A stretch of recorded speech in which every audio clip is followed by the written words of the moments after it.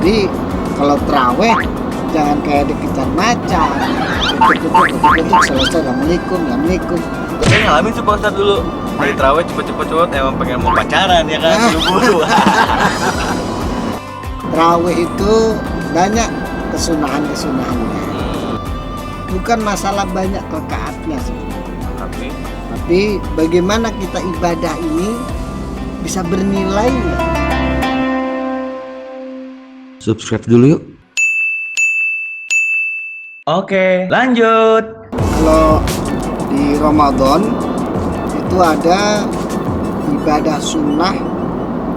Kalau di luar Ramadan itu ada tahajud, hajat, dan sebagainya, qiyamul lail.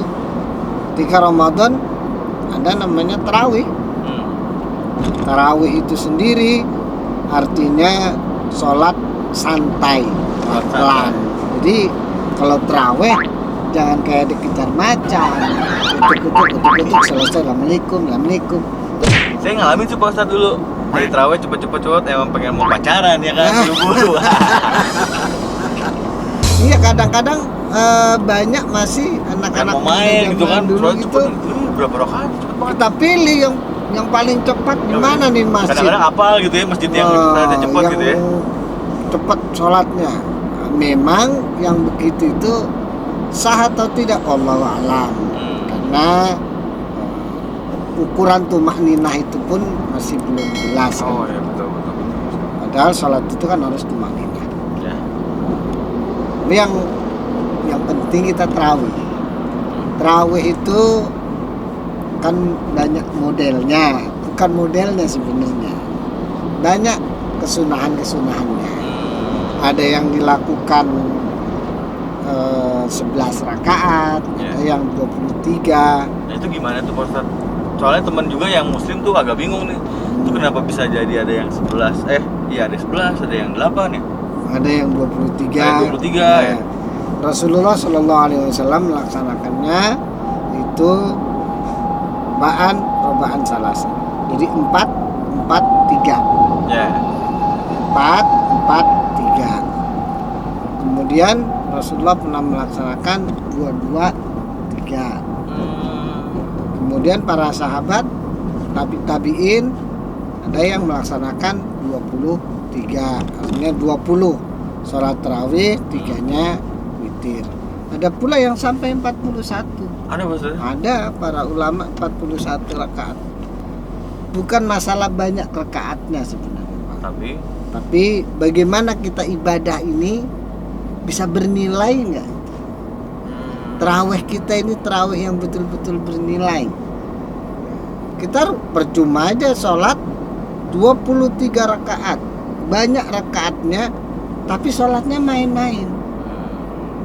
Lebih baik ya sebagaimana anjuran Rasul 11 rakaat tapi betul-betul khusyuk di hadapan Allah.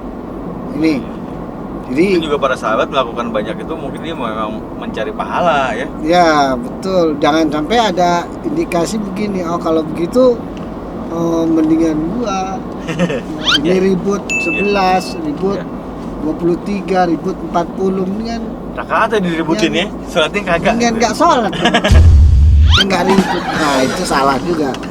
Jadi paling tidak ketika kita terawih itu subhanallah pahalanya besar. Man qoma ramadanan imanan wahtisaban. Jadi kalimatnya siapa yang mendirikan maksudnya apa?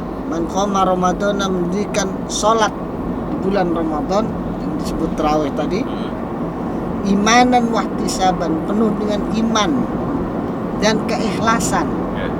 Ghufira lahu ma taqaddama min dzambi, maka akan diampuni dosa-dosa yang sebelumnya. Jadi sekali lagi media kita untuk bertaubat kepada Allah dikasih fasilitas. Apa itu? Salat tarawih. Rasulullah Shallallahu Alaihi Wasallam berjamaah sekali baru dalam hidupnya. Berjamaah. Selebihnya tarawih sendiri. Kenapa begitu? Bukan berarti Rasulullah melarang berjamaah, tapi Rasulullah takut andai tarawih ini menjadi wajib. Ya. hanya sholatnya sendiri. Iya. Takutnya pengikutnya menjadi mewajibkan raweh ini, Iya, padahal iya, itu iya. sunnah. Karena kan tidak boleh mensunnahkan yang tidak sunnah, apalagi mewajibkan yang tidak wajib. Karena memang sholat berjamaah sudah jelas hukumnya itu pahalanya luar biasa maksudnya. Pahalanya luar biasa. Iya, iya. Makanya jangan sampailah kita tinggal terawih gara-gara cuman karena nonton TV, karena kesibukan yang remeh-temeh. Malam Lailatul Qadar itu Pak Ustaz. Memang ketika bicara Lailatul Qadar tidak satu pun orang yang tahu. Jadi begini, kalau kita lihat ayatnya, inna anzalnahu fi Lailatul Qadar. Wa ma adraka ma Lailatul Qadar? Lailatul Qadri khairum min alfi syahrin tanazzalul malaikatu warruh. Fi idni rabbihim min kulli amrin salamun hiya hatta matla'il fajr. Di bulan Ramadan itu salah satunya diturunkannya Lailatul Qadar. Apa Lailatul Qadar itu? Yaitu malam yang lebih baik dari 1000 bulan. Kalau dihitung-hitung 1000 bulan itu ya kurang lebih 80 tahun. Kalau dipakai logika sih nggak kena tuh umur-umur zaman sekarang manusia. Nah, artinya apa? Kebaikan itu akan diberikan oleh Allah seakan sampai seumur hidup manusia itu. Itu Lailatul Qadar. Dan cirinya bagaimana orang yang mendapatkan Lailatul Qadar? Ini yang penting perlu dipahami. Bukan berarti yang hitam jadi putih gitu ya, atau yang pendek jadi jagung. Tidak. Lailatul Qadar itu cirinya adalah bagaimana seseorang itu sebelum Ramadan dia tidak taat, setelah Ramadan semakin taat. Jadi istilahnya setelah Ramadan dia tetap malah makin taat Pak Ustadz ya? Makin Bukan tetap taat lagi dia. udah makin berlipat-lipat gimana nih Pak Ustadz? Betul. Istilah Jadi kata tuh itulah orang-orang ujian yang sebenarnya itu setelah Ramadan. Nah. Karena suasananya tuh nggak mendukung nih kalau setelah Ramadan nih. Betul. Kalau Ramadan kan suasananya, lingkungan tuh mendukung nih untuk ibadah nih. Betul. Kayak contoh kecil kita ganti TV udah tentang tausiah lah atau kultum atau apa ya kan. Tapi kalau nggak Ramadan kan enggak maksudnya. Ya. Jadi kalau ketika sebelum Ramadan orang itu taruhlah sholatnya jarang sekali. Setelah ditempa Ramadan dia rajin ibadah, sholatnya terus menerus, terawih ikut terus kan gitu. Ditempa dengan sholat dan ibadah, semakin taat dia beribadah kepada Allah, berarti dia mendapatkan Lailatul Qadar. Semakin dia itu peduli terhadap sesama, berarti dia termasuk orang yang mendapatkan Lailatul Qadar. Iya, iya. Semakin rajin dia membaca Quran, berarti dia orang yang mendapatkan Lailatul Qadar.